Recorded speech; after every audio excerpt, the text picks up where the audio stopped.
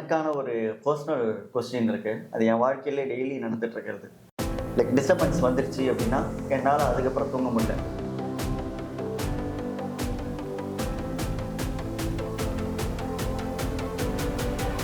So இதுக்கு என்ன difference actually எதனா பிரச்சனையா?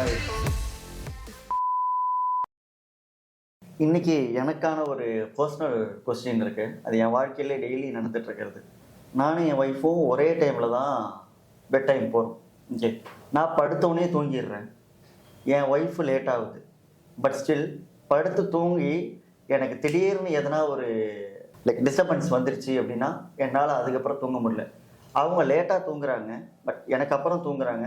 தூங்கிட்டாங்கன்னா நல்லா தூங்குறாங்க. எழுப்புனா கூட சீக்கிரமாக எழுத மாட்டாங்க. ஸோ இதுக்கு என்ன டிஃப்ரென்ஸ் ஆக்சுவலி? எதனா பிரச்சனையா இது? இல்லை சார், இது பிரச்சனையெல்லாம் இல்லை சார். அதாவது தூக்கம்ங்கிறதுலே நிறைய கேரக்டர்ஸ் இருக்குது சார். படுத்து எவ்வளவு சீக்கிரமாக ஒருத்தர் தூக்கத்துக்கு போகிறாங்க, அது மாதிரி எழுப்புறதும் அப்படிதான்.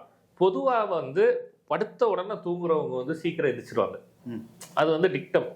படுத்து ரொம்ப நேரம் கழித்து தூங்குறவங்கள தான் நம்ம தட்டி மெதுவாக எழுப்பணும். இது ரெண்டுமே பிரச்சனை இல்லாதது. ஸோ உங்கள் தூக்க முறை என்பதில் நீங்கள் இவ்வளோ நாள் என்ன மெத்தட் ஃபாலோ பண்ணிட்டு இருக்கீங்களோ அதே இதை ஃபாலோ பண்ணுற வரைக்கும் பிரச்சனை இல்லை. ஆனால் திடீர்னு உங்கள் தூக்க முறை மாறுதுன்னு வச்சுக்கோங்க, அது ஏதாவது ஒரு நோயோட அறிகுறியாக இருக்கலாம்.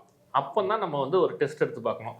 இவ்வளோ நாளும் படுத்த உடனே தூங்கினவர் இப்போ தூக்கம் வரலைன்னா அதுக்கு என்ன காரணம்? அல்ல இவ்வளவு நாளும் படுத்து தூக்கமே வராதவர் இப்போ டேபிளில் சாப்பிட்டுட்டு இருக்கும் போதே தூங்கி விழுறாருன்னா அது என்னன்னு நம்ம ஆராய்ந்து பார்க்க வேண்டும். ஸோ எது எப்படி போயிட்டு இருக்கோ அது அப்படியே போயிட்டு இருக்கும். அதுலேருந்து டிஃப்ரென்ஷியேட் ஆனாதான் நம்ம பரிசோதனை செய்யணும்.